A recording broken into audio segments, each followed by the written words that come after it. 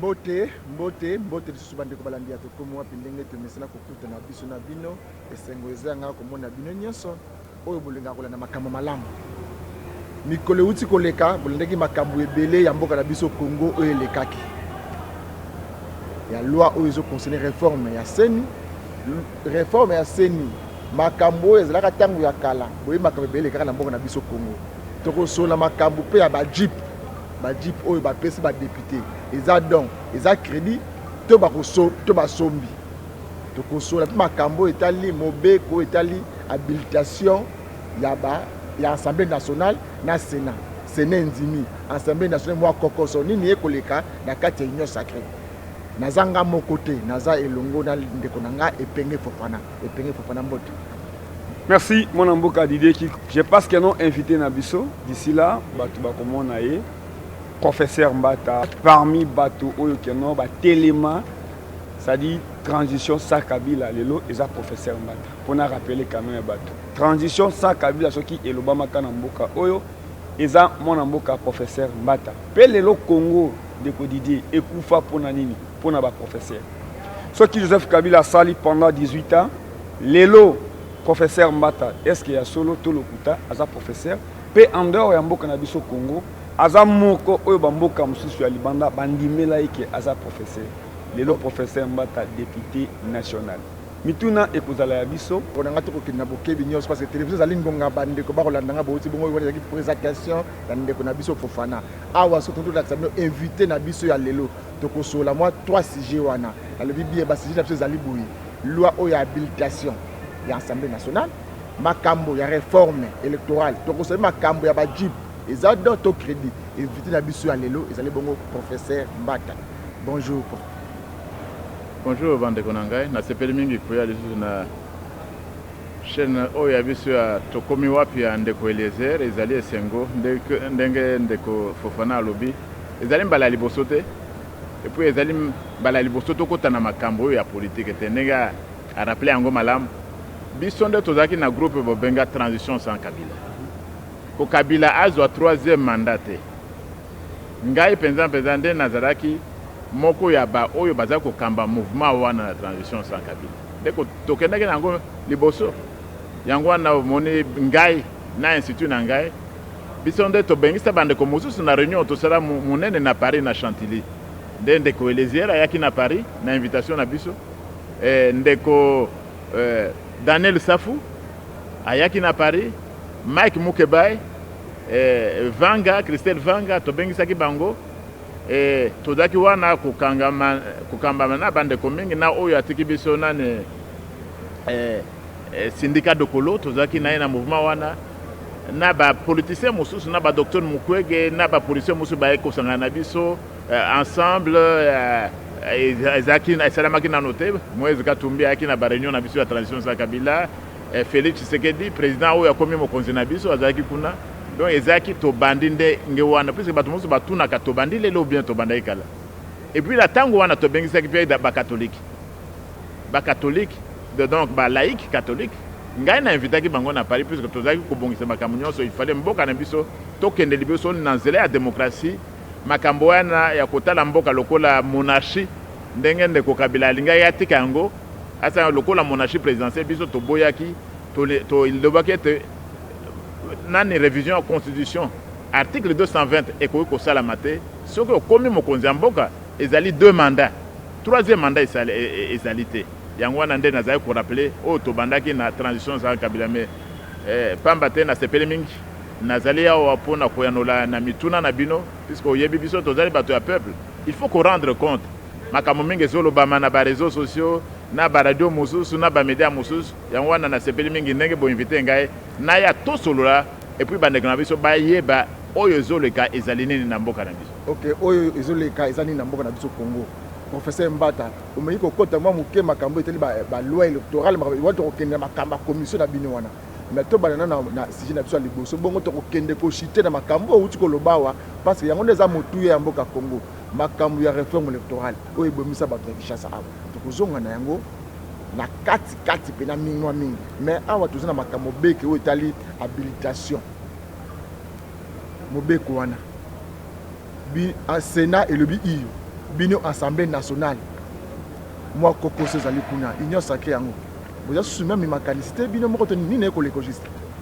bon na kalisi ba landia to komi wapi il faut bayeba makambo na polele nga na tiki qualité na nga moko te nazali d'abord professeur ndenge ya lobby nazali professeur natangisaka droit mingi penza droit constitutionnel ngande natangisaka yango na université ya Kinshasa donc makambo ya constitution tango boloboka soko bokoye na ngomba kuna motangisi ya droit constitutionnel ezali ndengai ngande natangisaka droit constitutionnel puisque moni mboka na biso okomona moto lelo alobi ngai nazali juriste ngai nazali constitution constitutionnaliste te nazoloba awa na université ya biso monene ya mboka mobimba ngai nde natangisaka droit constitutionnel mais ezali kaka awa te natangisaka mpe droit constitutionnel na université ya Afrique du Sud na Pretoria donc naza mpe poso na bauniversité ya bapaya sikoyo nakoyanela nakomi mpe député national député national nazali député national na ponami na Dimbelenge na province ya Kasai Central nazali député national et puis depuis le 20 mai bande ko na biso nyonso bazali na parlement na commission à politique administrative et juridique oyo babengi na mokuse PAJ basepelaki ete prof Mbata akamba commission monene wana ya assemblée nationale oyo tali mibeko yango wana bande ko nyonso basepelaki par consensus ko commission wana mbala oyo e kambama na prof André Mbata puisque tokende tout droit na nzela ya état de droit et nazali pe député à UDPS et nazali na parti au pouvoir donc yango wana nde makambo wana nakoyanola mutuna wana d'abord comme député mais surtout puisque comme président ya commission PAG bande ko pe bayeba na parlement tozaka na ba commission mingi commission oyo ezali ko salisa assemblée nationale ezali ko pesa maele na assemblée nationale mobimba yango wana commission ya liboso tango boyaka awa ezaka nde commission PAG nde bande ko basepeleki wana il faut kambama na constitutionnaliste monene ya mboka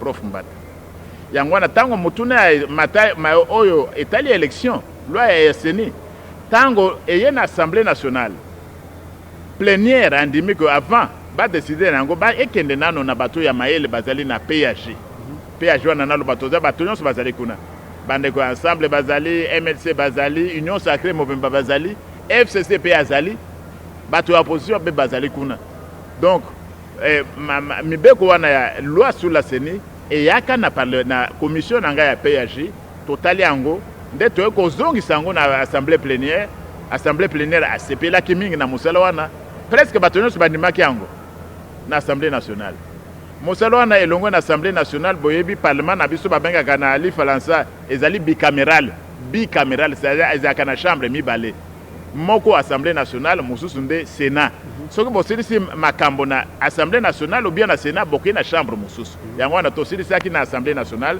tokendeki na sénat mosala wana ekendeki na sénat amonaki ko mosala oyo tosalaki na PAG na assemblée nationale ezalaki kitoko mingi moya ya kobakisa ata a ezalaki te ata kolongola z ezalaki te ata point virgule ezalaki te sénat andimaki mosala wana dans les termes identiques yango wana mosala oyo sikoyo ezali na nzela po ete mokonzi ya mboka président Félix Tshisekedi ameka akoma apromulgue yango et puis tokende liboso puisque biso tolingi tokende na maponami oyo il faut démocratique oyo ezali transparente wana nde ezali mayele ya mokonzi ya mboka Félix Tshisekedi wana pe ezali mayele ya bandeko nyonso toza na bango ya union sacrée de la nation.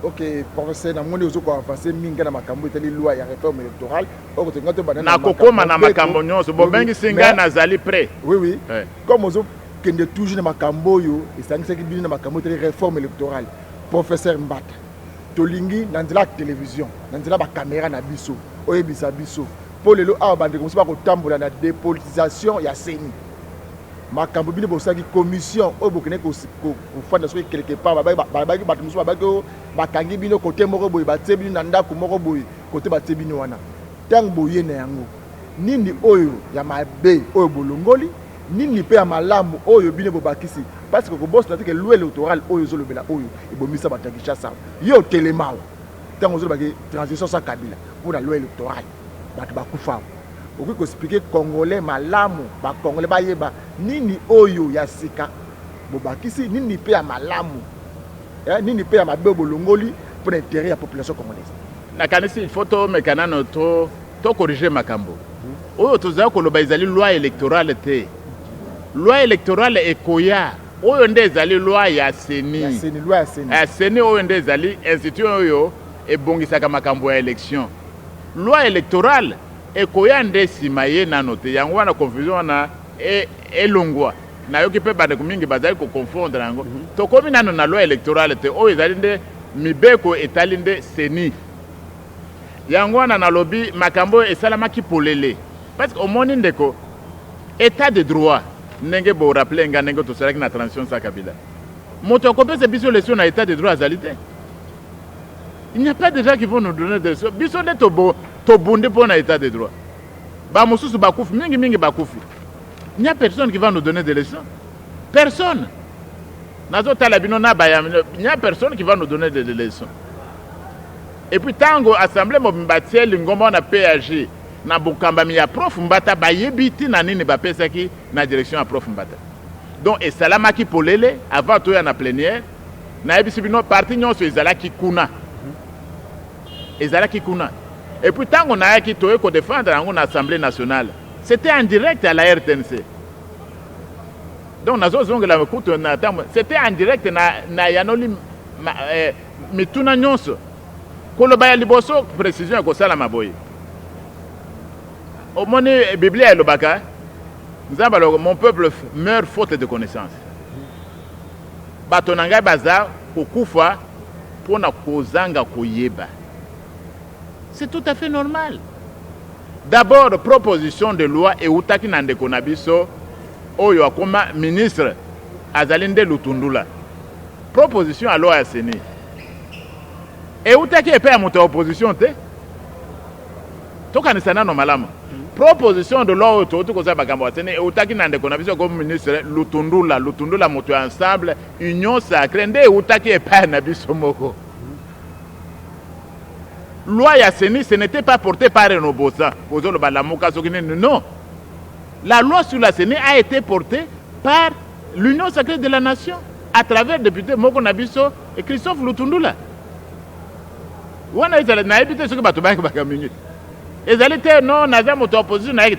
La proposition de loi a été faite par Lutundula Moko Nabiso, Union sacrée pour la nation, parce que Biso bato Union sacrée pour la nation, de Biso tolingi changement. Eye tango eye na lobanene o lobi makambo de politisation. Il faut que ebisa bato na biso mususu ba politisation on utilise trop de beaux mots na Congo na français. Dépolitisation ezani. Botu na bato na dépolitisation ezali nini? Ou bien la loi sur les réformes. Ba ebisa ka ba panzisa qu'est-ce que c'est que les réformes? Beaucoup de gens ont globalement les réformes. Qu'est-ce que c'est que les réformes?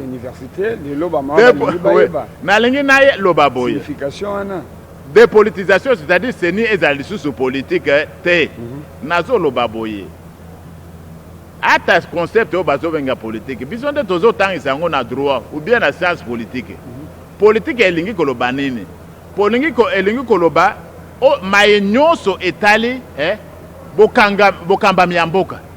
Tout ce qui concerne la marche de la société, c'est ça le mot politique. Ce qu'on a grec, aucun a sens grec, aucun a latin, c'est ça le mot politique. Bison de inventer politique. Politique est l'ingé koloba oyo etali parti politique. Tu dois comprendre. Etali oyo etali mboka, oyo etali société, c'est la politique. Alors, c'est né ezali ko sala mosala nini?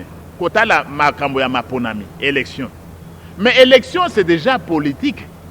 Hein? On ne peut pas dépolitiser la CENI. On ne peut pas. À moins que vous ayez boyé, bateau, bayebi politique était. Nde bazali koloba politique, bazangi si angona parti politique, wana kozanga mayele wana, ndezo bazo comme dépolitisation à la CENI. Donc il faut banamboka bayeba. Dépolitiser, ce n'est pas ça. La politique ne s'applique pas seulement aux partis politiques. Bon, c'est quoi tango eye pas na biso et pas ndeko Lutundula. Basenga ki ndenge nini? Balobi to changer au moni na CENI wana tozalaki na 13 membres. Il faut to comme 5 membres et 15 membres. 5 bauta majorité oyo ezali bapoliticien union sacrée, 5 bauta na opposition et puis 5 bauta na société civile.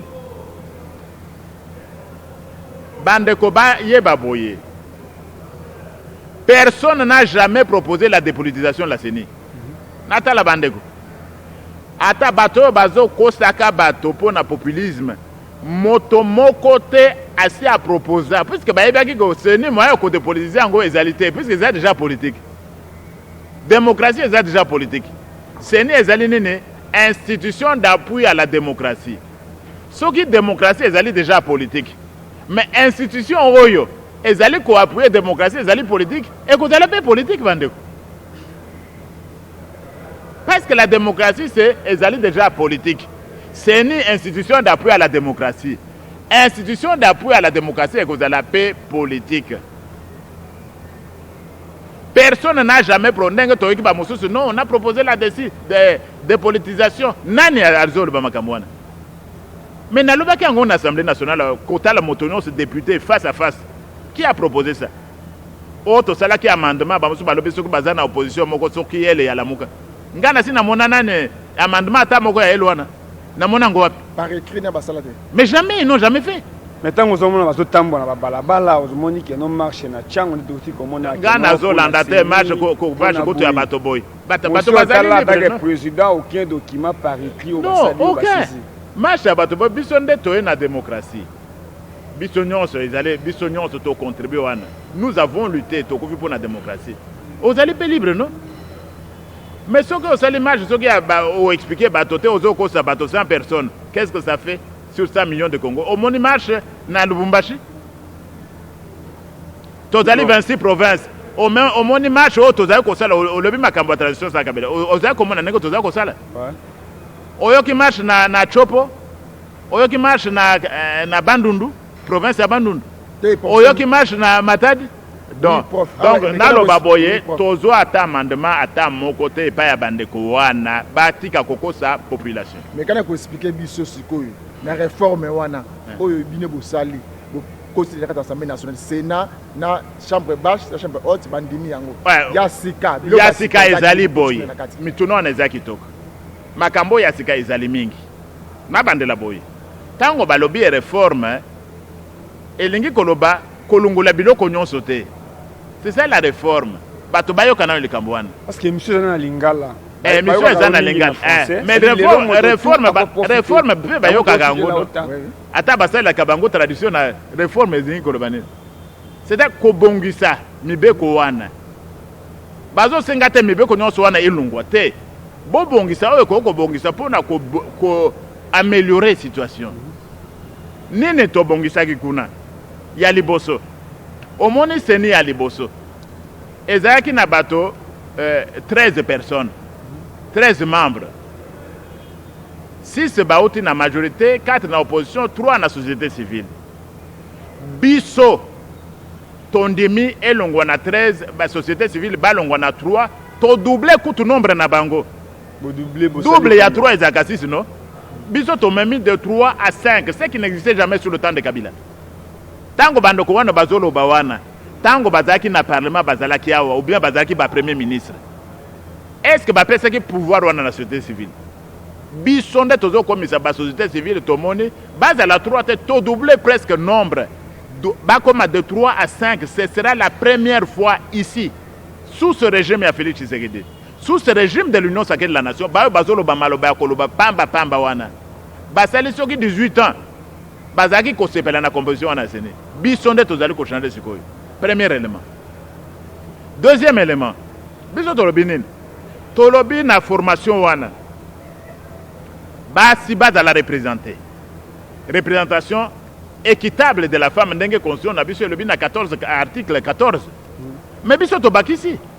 Non seulement représentation équitable des femmes, mais aussi à babilingue des jeunes. Ça n'existait pas ndekonanga. Papa te. Papa bazali mais awa puisque ba jeune na basi ba maman bazala qui marginalisé. Papa bazali. Mais biso tolobi ba maman pratique la représentation équitable et en même temps des jeunes, ça n'existait pas depuis que la CENI a été créée. biso tolobi lisusu nini na seni oyo tosali sous la direction na ntango ya Félix Tshisekedi président de la République na ntango ya Union sacrée de la nation soki ozali moto okoti na seni okati lien nyonso na parti politique soki oti na parti politique mais ezalaka bongo moto akati mokomona alataka ezalaki te awa ekozala lisusu te na ntango wana bandeko wana bazoprétendre bapesa leson soki nani bamipesa bango leson bango moko na biso moto soki okoti na seni tolingi tomona makambo oyo olobi wana te omona wapi vice président seni azolata nani sharpe ya autorité morale songolo politique ya parti songolo azolata nani na bilembo na batricot na bachem na bilembo ya autorité morale ça ne va plus exister parce que si ça existe si on fait comme ça bato wana sikoye ça c'est nouveau il y a des sanctions parce que le régime oyo étiqué bokonzi oyo tobengani ce n'était pas un régime qui sanctionnait biso totie sanction osali ndenge wana vous serez déchu de votre mandat à la CENI. Par qui? Par le Conseil d'État. Ça n'existait pas. Ça n'existait pas. Biso tolobine no boyo kaki makambo ya machine à voter yo okoye kosomba machine opesi machine andeko na yo mwana na yo bakende bazoka commission ndenge ba mesana na régime na bango wana ya 18 ans. Biso tolobi soki marché ya ndenge wana il n'y aura plus de marché de gré à gré au balobi na français. Et qu'on a marché par appel d'offres bâtonnons sur Bayeba.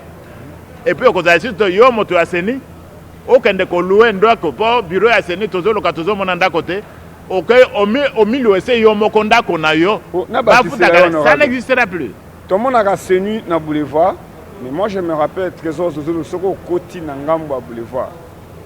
Ezana ndako moko aneza ki a vice président aseni oyo ozomona ke même ba politicien bandako ya kokota wana mais ba population ba likenda kwa seni yango wana mais koyoka maloba na osali tout oyo seni oyo bato babima na balabala pona kosar malonda oyo yo obima vedette yo za nzambe ya tweet toyebaka lelo bato ba profiter komona yo koyoka pe mungongo na bato ba yebi ke non soki professeur Mbata tweeter ça ya likambo ye mabi to eyindi oza ko assurer biso ke seni oyo yo lelo zolobela seni bato bakokufa te bato bakozoka te proclamation et élection ekozala iyo mais nazali ko assurer wana mais au monde ndenge na lobi mon peuple meurt faute de connaissance bato soki ba expliquer makambo nyonso wana te bakobima na nzela bakokufa pamba parce qu'on leur a pas expliqué makambo oyo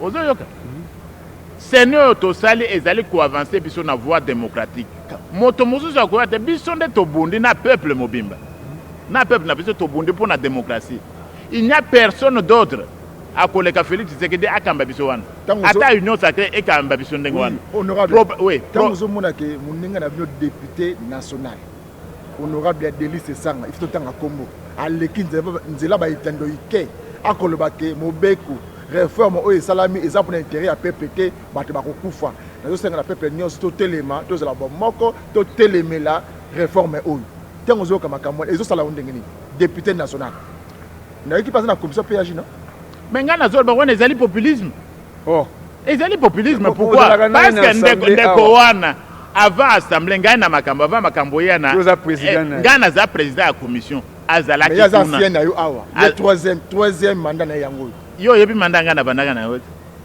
aza ancien na yo awa ngai ata assemblée nationale tuna soki aza ancien dit professeur Mbata batama tuna soki ngai okeno kutuna soki aza ancien aomeli peut-être koleka ngai mais tuna ye mais ngai seni d'abord toloba seni motuna eza malamu wande mama na likambo bato bakaboni seni oyo tango na 2002 mais na mboka na biso bino boye est-ce que bino boye baka seni boye baka seni te est-ce que bino botanga seni tango na 2002 bazoloba makambo ya seni prof Mbata azali professeur na Afrique du Sud na 2002 ndeno bozali na nane dialogue intercongolais na Afrique du Sud tango wana prof Mbata azali kotangisa ba sud africain de équipe ya président Mbeki eke kozwa prof Mbata aya kuasiste président nane Thabo Mbeki na makambo wana mais seni auto s'inspirer ngana tangisa kodro construire na Afrique du Sud Est-ce que boye bakango? Mais tout s'inspirer en Afrique du Sud. Vous allez na histoire na bino. Boye kasuni. Donc vous parlez à quelqu'un ici, vous parlez à quelqu'un qui a fait qui a participé à Oyeseni Motomoko Ayoka Senite. Nengo toza ko s'inspirer na Sud Africain Motomoko Azakate. C'est une linga les amis. Maman wana bazana ba. Commission électorale nationale indépendante, c'est-à-dire institution moko lingoma moko ya politique oyo ezali kokamba makambo ya maponami. So banani bazana qualité ya kokamba wana. Banani nde bato baza kopona wana nde bakozwa majorité siko mbala siko mobeko eleki. Bato bazali na majorité bazali mingi na parlement bakopona bato 6. Bato opposition pe bakopona bato mine. Société civile akopona pe bato 5. Mais tout opposition ka mi balende. Mais nasi na ebiso to doubler de 3 à 5. Nombre ya ba politiciens échangé te to changer en côté. Oyoki. Ndenge zalaka kala ezaka majorité 6. Opposition 4 to changer en côté. Mais oyo to ko changer na sens ko bakisa zali nde société civile. Nde to memi bango de 3 à 5. Bino majorité bote ka ndenge bozali wana. Bino ba opposition bato bote ka ndenge wana. Mais nde to doubler presque nombre de. Le président Asseni a kouta na parti ni. Président Asseni a kouta na société civile de confession religieuse. Na lo bali susu boye. Wana za mutu na malamu. Au moni tango tozaki na ba commission Asseni na commission APAG. Mais c'est nous bozo loba oh non les élections ils ont bimisa makambo. Mais ça toujours été dirigé par les confessions religieuses. Pour nani bota loba makambo na. Si yango wana pe na passé là professeur. Donc président Asseni a kouta na société civile confession religieuse. Puisque wana c'est-à-dire ma pona mignon so e baby ezaki kokamba na ba politicien de confession religieuse. Donc na commission nanga ko ezaki to débat mususu. Nemba tozaki na malumalo. Mumpe tozaki na évêque Ngoy Mulunda na nanga a OTP ba religieux. Ba baby si pour nani totika kaka société civile na confession religieuse ba kambaseni. Kasinde place débat wana ezalaki yango wana nde na lobaki pour nanga débat wana na bino ezalaka non to de politiser senité. To de politiser nde ba confession religieuse. To de politiser société civile. Solo la kate ba grand pasteur ya Kisasa ya Congo. Ba pesa na kambote te batala na kana l'église te boni bakobimisa biso fuyi ya malonga na seni aussi ota élection islami mbala ni satu ndengo wuti ko cité soko tali deuxième président ye wana na boloko po alaksaki biso keno aza mutu moko lo ndenge bino bandaki ko buna ba syndicat de kolo aza na couleur te mais l'autre moni ko nani mona mboka Ngoy Mulunda ye wana na boloko akomi mutu ya parti politique akomi ko kabola bato pe évêque ya Mobimba siko lelo lisusu kozozongisa mukumba wana lisusu yango za pe ko asire bato ki élection aturo ekozala malonga wana na ko répondre mais wetuna malamu est-ce que bato bande ko wana batiaka ba manifester est-ce que bayebi au confession religieuse moko ba ya telemi au biso élection boy est-ce que bati ba senga pardon et pas ya peuple puisque bango nde batina ka bato bino ba panzi ya sango mutuno na butuna ka bango te ba jeune chaque jour bino bato ya presse. Mais botu na ba catholique, botu na ba protestant. Tango bazobi surtout makambo ya Asseni balobaka pe mingi. Botu na bango non. Mais tous les 3 cycles wana ezaki ndebino non. Pourquoi on leur demande pas ça? Mais biso to lobby comme société civile na biso pe, azaki simael kambo wana to lobby to pesa bango chance. Mais on pouvait dire plus la société civile. On pouvait dire plus les confessions religieuses puisque na lo banano boye. D'abord natambola mokili mboka ebele tolo mais élection na mboka mingi basala kango na ministère de l'intérieur na États-Unis démocratie koleka ba est-ce que c'est né na États-Unis bande ko bazana France la France est un pays démocratique c'est né na France Belgique au monena ba paya ba ambassadeur baye baza ko soutenir société est-ce que na Belgique boyoka kasoni. Mais vous savez, je ne connais pas n'habité pays moko na monde tant que bazol ba dépolitisation. Je ne connais pas un seul pays dans le monde élection baza ko sala ngona société civile. Mais tant bosole ba seni wana. Ata na religion. Professeur Mbake na seni wana mot indépendant. Ils ont bima wana. Oui. Indépendant par rapport à quoi?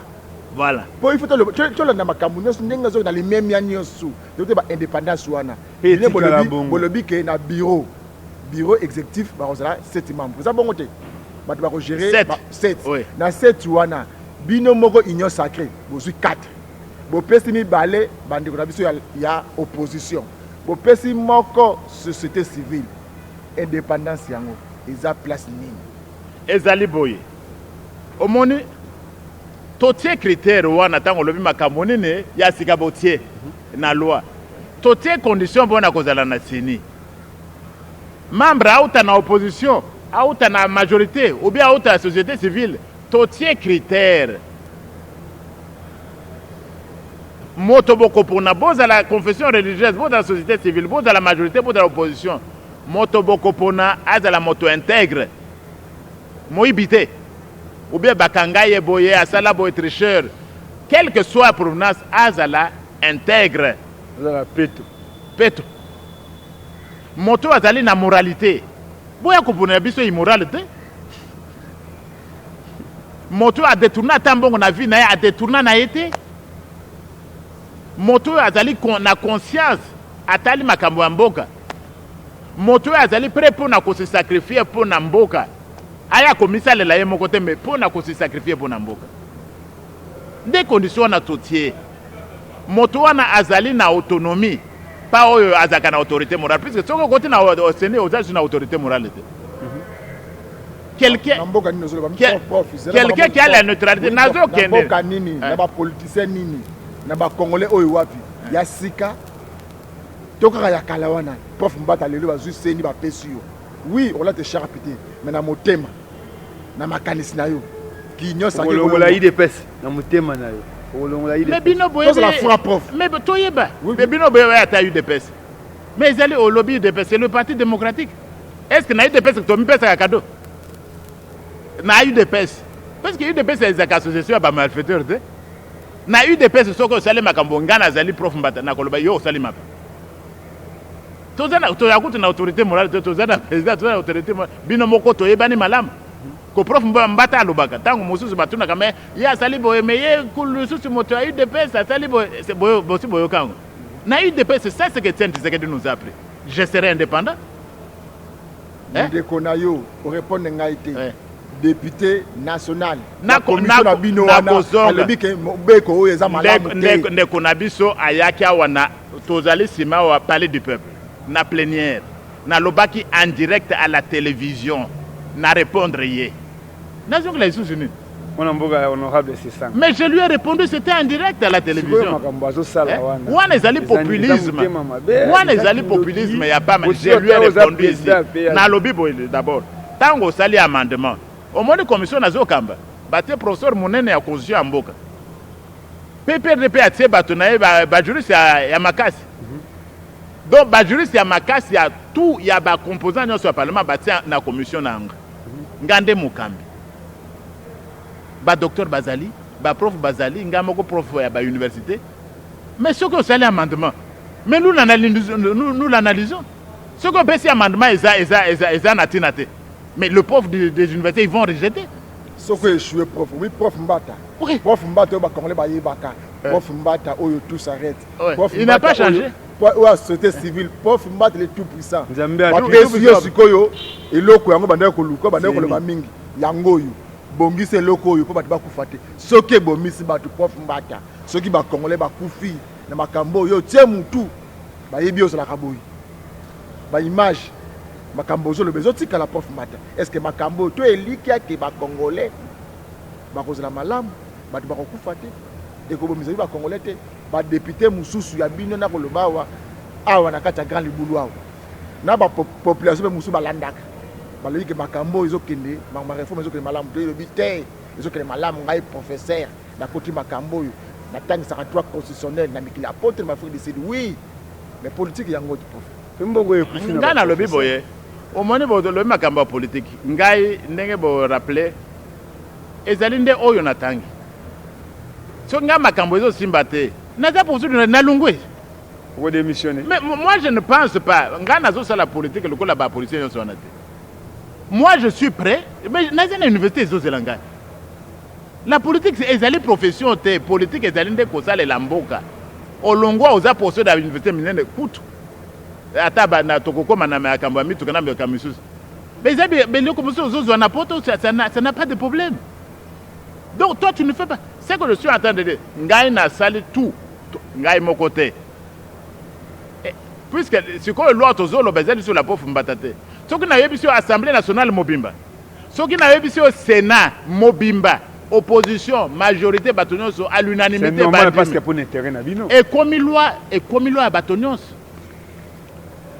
vous devez comprendre ce n'est plus l'affaire du prof Mbata soki assemblée nationale ba député nyonso ba sénateur nyonso ce n'est plus l'affaire du prof Mbata na lobi boye loi bande ko baye boye le problème on est les alliés de bateau ba ko kamba likambo wana na mboka nyonso même il n'y a pas de constitution de texte parfait parce que na mboka na Congo zo pesa nga pas ces années nini balingi kaka ba bengi na français réforme mais nga na lobaka boye aussi yo katango bato ya catholique basali masumu na ba protestant basali masumu ba yebisi puisque to sali masumu to paso la biblia aussi yo katango ba musulman obiso to la nazela ya Mahomet tout ça ba eko koma non to réformer Coran aussi yo kango a congolais soki bozo ko kate to réformer loi le problème ezaka kaka loi te bato yo bazali ko kamba yango na so bato yo bakotindela biso na seni base remplir critère wana. Donc le problème na français le problème n'est pas toujours avec les textes. Le problème est d'aller na bateau yo bakotia na test na bakotia ma union so en application. OK prof Mbato les casque makambo ya réforme to ki na mibek na élément na biso mi balé to le ba to sur la 3 CG. To comme élément mi na lobby na basoki la muka le moko kutu examine bozo ba la muka nini. Opposition. Parce que matin FCC la muka to tchera général jusque là le moko le président aucun document moni que va komelio ba marchage opposition ça FCC na la muka ba moni ndé ba c'est opposition la muka nini to moni ba mona mboka ba Serge Welo na Chango kuna bazo teme bona ki Moïse Katumbiza Yesu na la muka te professeur Mata Bonise nalo banana Moïse Katumbiza Yesu na la muka te bango monde famille accès photo ba kombo na bango bon j'appelle même ba longwa la muka mais la muka oyo bozolo ba branch wana mais mokambia nango za député est-ce que na mona ka amendement na ye collègue na yo mona mboka Martin Fayulu na Adolphe Muzito te wana longwa mosusu bolobi wana azaka député est-ce que nga na mona amendement na ye mais quoi sa population ta bozo table mais yo zaka kuna to tinda yo kuna bana jiki bazo zela mais amendement ezali te nga na sina mona amendement na ye alors toujours ba makamoni Mbata tokende bota Italie habilitation mobeko Italie habilitation mobule zo moi nungu la Sénat ndimi iyo mais comme la assemblée nationale moi moké union sacrée ilingo kabwana likola mobeko oyo et c'est que bino bo pesa gouvernement mo portion ya pouvoir na bino ni ne koleka no chisi mais ko expliquer ba comment bon honorable nali po yo za makasi na français ngai na awa ko représenter bana di Belenge Katako Kombe Lusambo utoke koto Jera na makasi na français na anglais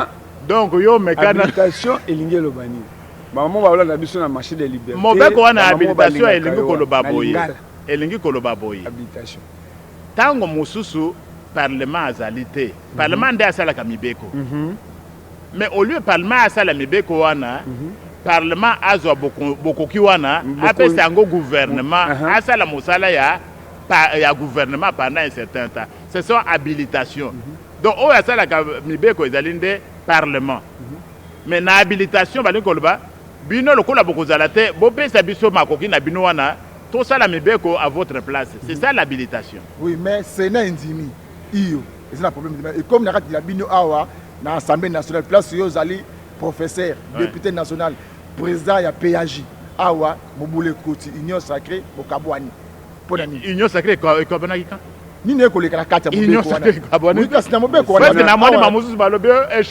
échec ya président Félix Tshisekedi nous koti bokomi contre vision wana nde média non oui te wana nde média mais expliquer biso kasi ni ne ko le kala kati mobeko wana ne ko le kawana oyo poza mobeko wana euti kuna euti na boyoki PAG ezali nini tozali kotala tozali ko conseil assemblée nationale biso tomoni que d'abord habilitation ezali prévu dans l'article 129 ya mobeko likonzi na constitution article 129 na kanisa émission na bino eza monene bato mosusu mpe bakota la constitution na bango bokoloba habilitation mobozaki na constitutionnaliste alobi nini ezali na article 129 elobi nini elobi ete soki napesi okotraduire na lingala elobi boye elobi ke gouvernement ntango mosusu akoki kosenga parlement apesa ye makoki mpo asala mibeko gouvernement na article 90 balobi nani bazosala gouvernement ezali premier ministre ezali ba vice premier ministre ministre d'état ministre délégué vice ministre na ba vice ministre bato wana nde basali institution na babengi nde gouvernement lisanga wana babengi gouvernement ekangami na nane na premier ministre wana nde gouvernement donc article 129 gouvernement wana Félix Tshisekedi président de la République azali na gouvernement te toyokana malamu azali institution malamu pete waleo Félix Tshisekedi a échoué non article 129 alingi alobi nani akosenga habilitation ezali nde gouvernement ezali président de la République te gouvernement nde asengi habilitation et puis oyebi na makambo oyo tozali na séparation de pouvoir ndenge balobi na français tozali na système ya séparation de pouvoir gouvernement bazali kocontrôler na epai ya nani epai ya parlement et puis omoni parlement oyo tozali yango ya union sacrée ntango tokutana na mokonzi ya mboka président de la République Félix Tshisekedi alobi bosala mosala na bino bozala intransigeant dans l'intérêt du peuple et du peuple d'abord ne laissez rien passer parlement pour l'intérêt ya mboka pour l'intérêt ya mboka lekiselo ko moko ya mabeto ya bozoba te parce que pour na ye ezali peuple d'abord yango wana bato bazali ko nazomona esika problème euti bamesani na parlement ya ndeko atiki bokonzi ezalaki nde chambre d'enregistrement alobi a assemblée nationale alobi a alobi B assemblée nationale ekomi B bato bachanger mentalité na bango parlement oyo na union sacrée de la nation na mokonzi oyo na mboka tozana na Félix Tshisekedi ezali oyo bamesana pendant 18 ans te omoni yango wana ntango gouvernement asengi na sénat ekomi epai na biso totala yango makambo malamu tolobi non biso tozali nde koprotéger constitution omoni mobeko wana okoki kosenga yango habilitation soki parlement bazali na congé ozo comprendre soki badepute bazali na vacances nde okoki kosenga lokola bakoki congé botikela nga bokonzi wana ozoyoka mais soki bakei vacances te bazali awa bakoki kopesa bokonzi wana te puisque bakei nano te yango bato bazolobaki omoni bato population bakolanda biso ezali kaka o sena ebokolongola baimilité ya bamiyibi bato badetournaki mbongo sena ezalaki mabe tour oyo sikoyo eyepa na bino na kati ya assemblée nationale balobiki bokomi contre vision mokonzi ya mboka parce que ndenge bokotikala bongo budget ekoma budgetivore ezokoma ebele consommation nde baboyi wana consommer moi mingi wana na répondre omoni union sacrée révolution nyonso ayo mais outi na assemblée nationale non c'est nous sinon boninga boza na bamibi nyonso bazaki président assemblée nationale président ya sénat la révolution vient de nous mais bazolanda bango bazolanda bango parce que bakititi kuna baéchoué donc l'assemblée nationale c'est la mère de la démocratie c'est le centre mouvement nyonso euti epai na biso donc tozali na ligne ya mokonzi ya mboka alobi nini pour nous c'est l'état de droit mais soki totali bozotuna nde constitutionnaliste soki assemblée nationale alobi non oyo euti biso nde assemblée nationale tomoni ezali kokangama na constitution te tokoboya yango ce n'est pas être c'est ça ko soutenir mokonzi ya mboka nani alobi nani est-ce que boyoki mokonzi ya mboka agangeli assemblée nationale boyoki azalaki na ye asala interview alobi bato mafia ezala bisika mosusu boza bapanzana ndako ya sango alobi na bainterview mosusu mafia ezali na bisika bo atangi assemblée nationale yango oyo attaque député national ntango omoni mokonzi ya mboka asali déclaration ya nyamunyamu ezosalama mokonzi ya mboka aza na baconseiller mpe kodéclare nyamunyamu mpe bakangi mpe miyibi esali yo ndenge nini wana tomemi bolongolo nga wana tolanda ligne ya landi donc tozana na makambo ya loi d'habilitation soki tosilisi tokoma likambo wana donc habilitation yango wana c'est assemblée nationale oyo azali totalement en ligne na mokonzi ya mboka ozoyoka parce que mokonzi ya mboka na biso bato ya UDPS état de droit non soki constitution alors tomoni constitution wana esimbi te toboyi c'est ça l'UDPS c'est ça mokonzi ya mboka donc bato batika kosala comme s'il voulait opposer bazali opposer mokonzi ya mboka na assemblée nationale. Nous sommes dans la ligne parfaite na mokonzi ya mboka.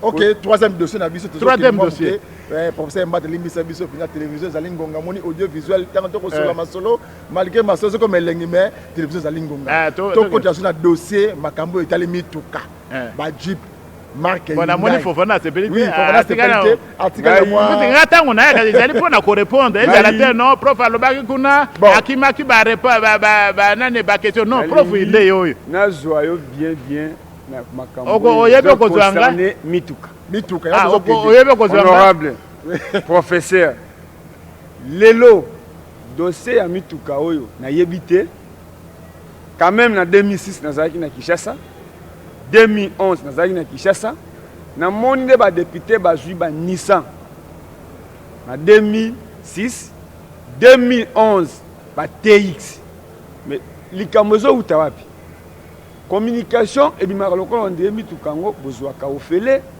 to ezalaka cadeau maintenant na 2018 élection et salami boye ba mituka bimi na 2021 les contraires assemblés aza même na retard pour mituka wana ezalaka moyen de déplacement ya ba député bozwaka ngo cadeau to kolongola 18 ya Joseph Kabila arrivé il y a Félix Antoine Tshisekedi chef de l'État mon Etienne Tshisekedi apesi bino cadeau to union sacrée le rôle les vision mususu tolongoli coalition FCC cash tokoki koyeba mituka oyo etumbi mboka même na Dibelenge même na Lusambo na Lomela oke na Yakoma na Bandundu dossier ya mituka oyo elongoli même ata musamu ne bouti ko sala ya ko sanctionner des députés et kei lokola na mopepe makambo ya mituka ezwi mandat mobile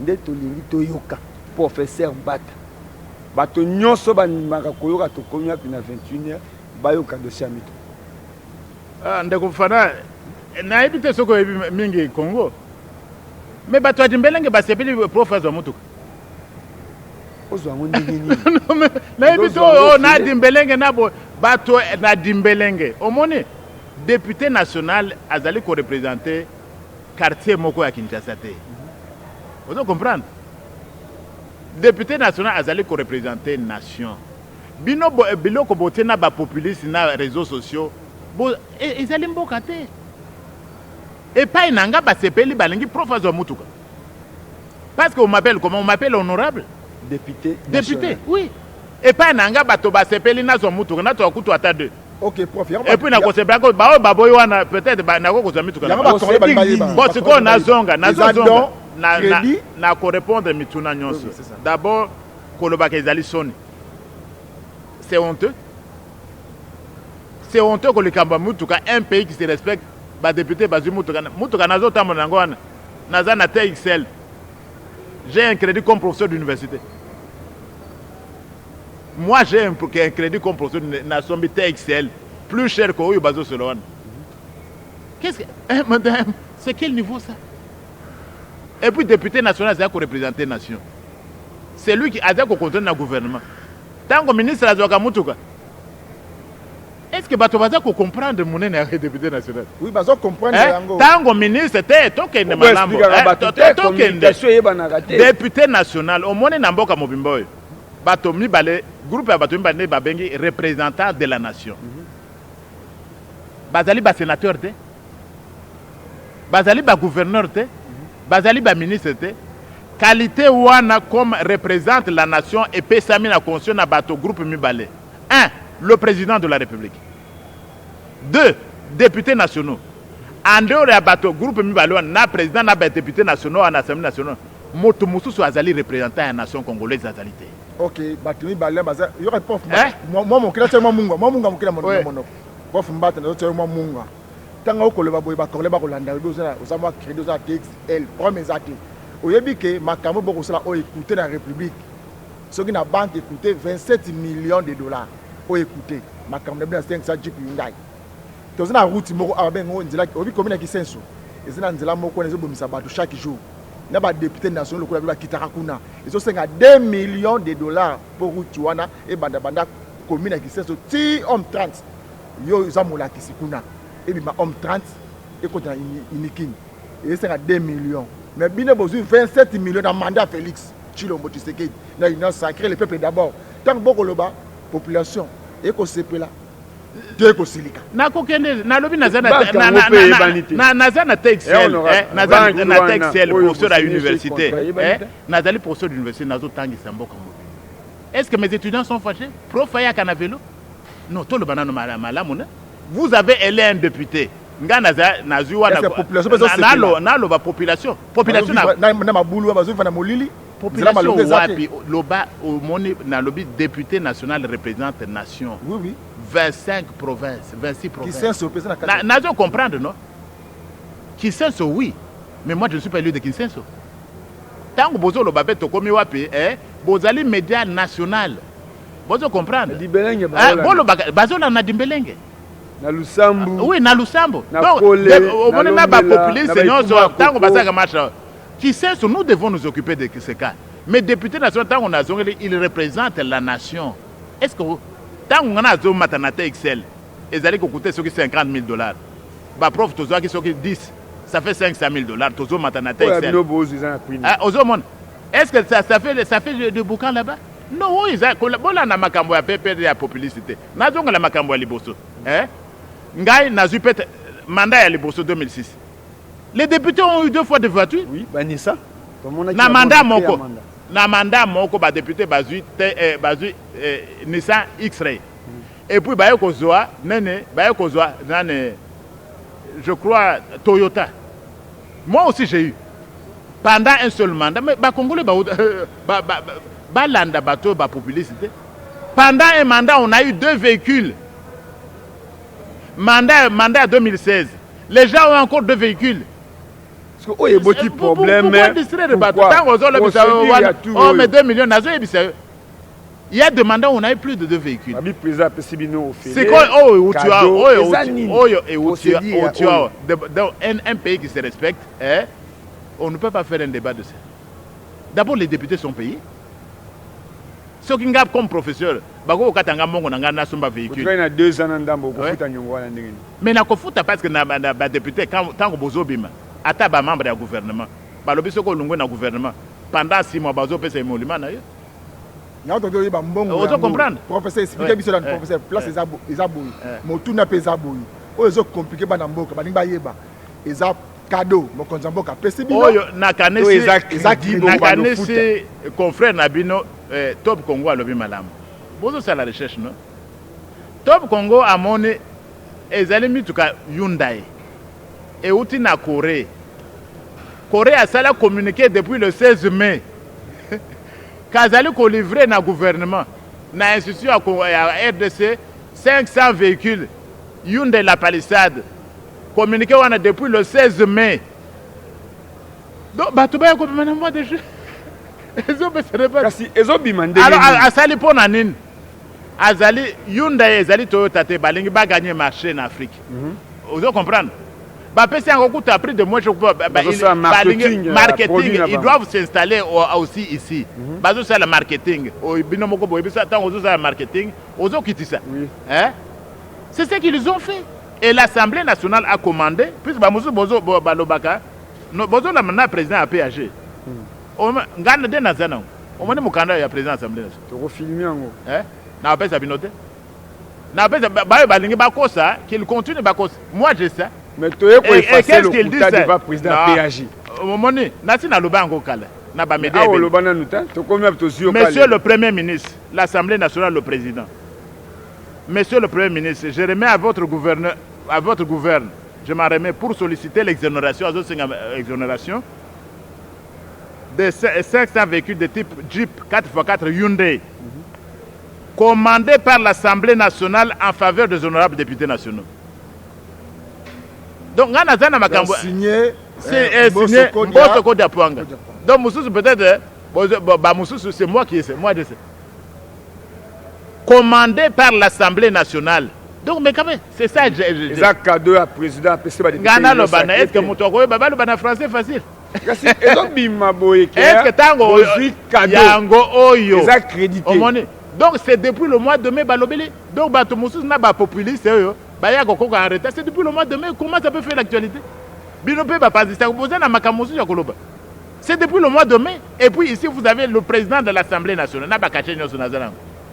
Commandé par l'Assemblée nationale. Oui, professeur Mbata, tango koloba, ozo défendre makambo commandé, je suis professeur, naza député, naza nabusenga naza la malamu, OK. Est-ce que ozo bete la population o ba voter ki bino? Na dibelengi wana o beta. Moi to beta maso dibelengi wana.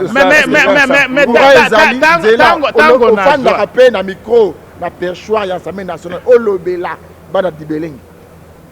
Mais wana bato okoko za problème na ba électoral na bananga. Vous aurez des problèmes. Fanda rapport du temps ya koloba que no na dibelengi.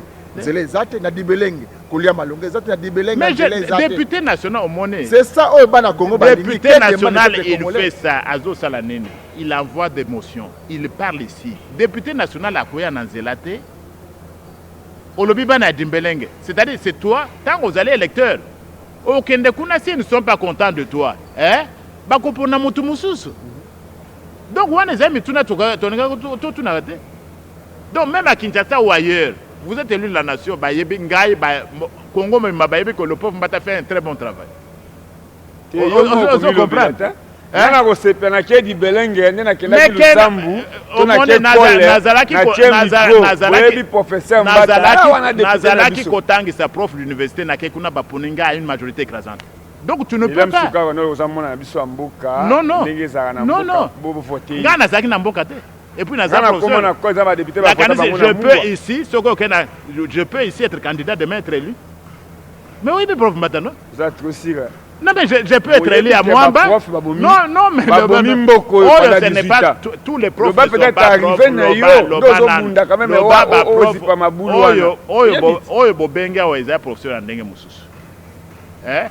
Et ça c'est très important. Prof Mbata et Yebane nazo zela kutu to komi wapite. Nga nazo zela to komi wapite. Bato ba prof Mbata je n'ai pas nazali awa ngai nazo ça la publicité té. Mais il faut qu'on la sûre. C'est là on assemblée au sala pendant 5 ans. Puis surtout na commission PAG au ba pogno za wa mo ba meki yote. Okolo boyi ba kate. Professeur Mbata lo ba. Donc na lobby boye. Bande ko na biso qui ne se laisse pas tromper, toya wa pour servir le peuple. Moi, ngai prof Mbata, si je suis sûr que place on est allé na kozonga na université, au monde bipa mususu, j'ai plus d'honneur qu'être député national. Il faut pas tout comprendre. On a yonde autour na mitunoana, na sali campagne pour na kosali ça. Donc pour moi faire de la politique, c'est servir le peuple. Ce qui est pour nous servir, c'est dans une université. Tant que nous sommes bongo koleka oyo ezali. C'est-à-dire professeur Mbata a dit ba congolais que le lenge ko la politique est l'élo. C'est un service, il faut servir. C'est-à-dire faire politique autrement. Il faut faire la politique, c'est-à-dire tant que Mokonzi Mboka Félix Tshisekedi alobaka le peuple d'abord, ce n'est pas un slogan. Aye kuna pona ko sala ba fermeté.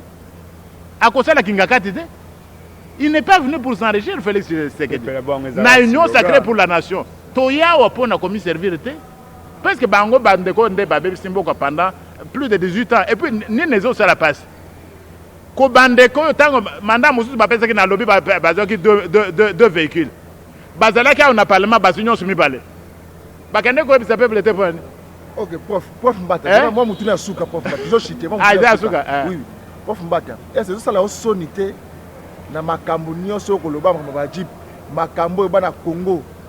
Ezokisaka bango bayoka passe na motema ko komona ba député o bazaka qui sont pour qui sont contre atombola ko mosa pa lo bakate takes full option mitu ka ba ko zwa pe ko ba cadeau yo lelo ko fanda ko défendre bande ko bazoka mitu ko na nenga mabe na 2006 na 2011 yo lelo fandi be ko ba tebiso ba photo zwa tozo ba place mbongo na tozo kende mbongo o bozo zula mitu kana place outil na ba banque bo c'est ba contrat to yebité des autres na likolo les autres kita donc et yeka kambala moko ata Congo les autres kaka pauvre pasi na nzala prof Mbata ngana yebaka ozotelema défendre nayo qui passe pour nayo akutu pona ko défendre puisque mituka na Congo à plusieurs titres nayo qui passe ça fait honte que dans un pays on discute de véhicules. Ça me fait information que sa population. Non, moi ça me fait honte. Nazo combien de fois? Na créé combien? Ça me fait honte que tout un pays débat musu des véhicules. Ça me fait honte. C'est une façon d'informer. Donc bandeko bazwa kozo musu na yoki bamusu ba kozwate. Mais ils étaient ici en train de les prendre. On a des des populisme ya pamba. On tozolo ba izali boye. Biso tozali on a parlement pour na komi servir te. Tozali awa pour na ko servir le peuple et le peuple d'abord. Mais oh ça la capacité. Botu na gâté. Botu mon député moko ina moto. Ba député ba ina moto na l'Assemblée nationale. Quel honneur pour un pays. Un député au lobby je représente la nation congolaise. Ozo un express. Ozo yana express. Ozo yana bus. C'est quel député ça? Ça vous ne pouvez pas demander aux gens non. Bolanda conseil zali boy. Botika ba populiste wana va conduire les médias à la une des journaux. Ce sont eux qui conduisent les médias. Oh, Boye, ce sont eux qui orientent. La presse, moi, surtout les Tokomiwa, puis les alliés, presse na Mingi, on ne peut pas se laisser conduire par des populistes. Tout ça, le débat, ça c'est déjà d'ailleurs du passé. D'ailleurs, Makamboyana est à une de Wan. C'est depuis le mois de mai, on n'en est plus là. On est un débat populiste, on a conseillé Zaliboy. Tout ça, qu'il y a une élection en 2023. Au lieu de cause de la 3 députés Pamba na l'Assemblée nationale, Kendo c'est la campagne en 2023. Donc au lieu de cause de la conférence de presse, oh nous vous voyez la loi là et on a dénaturé. Aux Akanaba députés bonne. Deux d'amboka. Ça là parti na aux Akanaba députés. Fais le tour du pays, on a peut-être 10. Tu n'as que 2 députés nationaux. Tu perds ton temps pour rien. Moussous aux alliés qui n'a pas parti. Na parlement Mobimba 500 places, 500 sièges. Aux Alika, on a 4 députés nationaux. Tu ne peux pas faire la campagne familiariser le peuple, APC attaque 50 députés. C'est une perte de temps. Vous comprenez? Vous comprenez? Beaucoup de la campagne, ça ne sert à rien qu'on s'attend. Non, on a dénaturé. On a députés boni 2. 2 sur combien? Et tu vas dire que tu représentes la nation. C'est un parti local ou un parti villageois. On a 2 députés, 3 députés. Allez faire la campagne, on a pas député la fois prochaine, et puis au matin. Nalingi, Oyo, Totuni, Ote, attaque représentant du peuple avant Toye Bayo, Outa di Belengi. Moi, un mot de la population congolaise, puis la diaspora. Bon, Ngana Koloba Boye na sepeli mingi, ndeko elezera sali musala munen, et il devait arriver là non. Pour tout bande connaître sur la transition, n'a pas donné de ça, n'a pas Mike Mukeba. Donc batoyo, basali musala pour na peuple, nazolo ba peuple nabiso atikala na espoir. Peuple nabiso alanda ba tobengi ba populiste té. Peuple nabiso atikala na espoir. Président Félix Tshisekedi azali déterminé. Biso na union sacrée tozali déterminé pour être tout ça la peuple nabiso mboka échanger parce que pendant 18 ans mboko ba BBC ango ba miyibi détournement. Binomoko bozo landata procès salami na noté et zakine détournement corruption na lelo na ba détourner wana babandi ko pesa leso bazo balingi batangisa peuple alanda bangote tozali déterminé tozali awate pona ko trahir na loba moto français les Franc Fanon azali moto monene akomaki mingi yenda lobaki Afrique ezalaka na forme ya revolver dont la gâchette est placée au Congo donc au Congo il faut kamba Afrique. Franc Fanon a commis na beaucoup na mususu alobi boye ko génération na biso ezali na 2 choix mibale ou bien ko sale la mboka ou bien ko trahir le peuple oyo ya biso ya ba Félix Tshisekedi ya bato bazali na union sacrée ya solo tozali awa te pona ko trahir le peuple nous sommes là pour servir le peuple. OK, nous sommes là pour servir le peuple. Prof Mbata moi mutuni ya suka Prof Mbata, ils ont des députés nationaux mususu awa na kati Assemblée nationale, ba se jarate ba zwa kambongo. Bo le ba kombo na bangote, bo sara ma kele pona bangote pona ni. Bo sara complice. To ka pona ki camaraderie ka bo sara ka bo na confrérie. De bo sala association wana ba yak na bangote ba na bandanga ba zwa mission. Bon wana eza mutuna malamu. mais omoni union sacrée totinde kobanda yo moko yebi ko bureau ezaki nde bato wana ya kala bamibi wana c'était une association bato ya ndenge wana ndenge olobi union sacrée toti kobanda tokotalela makambo wana puisque bayaka bazwa bavoix bayaka kosiéger te ata bazali kuna bazotambwisa bato na nzela tosalaki amendement mais osala amendement wapi bato wana il faut bayebisa peuple polele ko bazali koyeba mpe mbongo ya peuple au lieu de faire marcher le peuple. Ils sont en train de voler le peuple. Comment on a mokonzi à l'ingomba ce qui a songolé l'opposition au CJKT mais aux Kambongo. Non, dans le biwan ils allaient dire koyiba peuple. Et puis ce n'est pas respecter le peuple. Le peuple n'engi na kulanda batu ndenge wana. Mais na tango ya union sacrée de la nation, wana opesinga occasion malamu, baya kate baya. Baya ceux qui baété on va les invalider parce que ah ouais ils allaient kosala la peuple. Il ne faut pas ozo yate bazo pesa mbongo wana okende kufuta ba effigie osala campagne na Sainte-Thérèse ofinga kabato osala ka conférence de presse na mbongo ozu na parlement ngo oyaka ata ko siéger amendement opesa amendement te kaka non to pesa ka amendement na loi électorale ba bebi loi est-ce qu'on pesa amendement donc wana nde peuple na biso azala na elikia tozali opona kosala peuple to kosala nyonso tokoki pour na kosala la peuple bokonzi ya Félix Tshisekedi ezali bokonzi ya moto ya babebisa mboka te il faut to bongisa to pour na ko bongisa yango na tozali sensible soki ma peuple alobi makambo tozali pe koyoka peuple yango na nde na lingaki naya na ebisa bino to komi wapi na makambo ya loi électorale to komi wapi na makambo ya mituka na ya loi de l'habilitation bato nyonso bayoki ezali conflit mon côté mais biso to yawa na union sacrée kosala la mosala ya mboka OK totondi botondi pa fumbata totondi botondi pa fumbata ezali mbala liboso to mbala ya sukate mikolo biso oyo bandeko ya tokombo ba kozana beso na yo ifeur na mikolo biso meka ko sola mamuke makambo etali mboka Congo parce que ça na ba question musuzo sanga professeur oza na maîtrise ya constitution mboka to meka ko sola na ba Congolais ba yeba nini ekoleka na mboka na biso Congo ndeko na ngepenge fofane za bongo te. Merci mon mboka Didier Kikou na yebi ke non télévision eza bokesende to lobaka toujours télévision eza radio ti Oaebi professeur Mbata, Oaebi honorable professeur Mbata ndenge tolinga kobenga ye. Je pense que non awande na remercier bana di Belenge potango lelo aza ko vibrer na monde entier et sengela ki auta di Belenge pour servir Congo. Attaque président ya PAJ, pe attaque député na liste ya UDPS. Mutunyo so Oaeba kite maeba Kombo à partir à lelo professeur Mbata aza élu na liste ya UDPS. Pe aza élu na mboka oye ebengami na Kasai di Belenge. Nga oabino epenge Fofana l'élève du maître parce que maître ndi mona mboka Eliezer. Ye mutu asali nzela yango lelo même ata professeur Mbata azo reconnaître epenge Fofana Didier Kikou trésor zolozolo na caméra die makesela mona mboka Didier Kikou nazongisi. Merci bandeko balandi sombele suka bisanga. Émission d'Abisso, ezaki makambo malamu tongato sola makambo etalaki intérêt à peuple congolais, intérêt à baimboka, intérêt à ba congolais nyo surtout.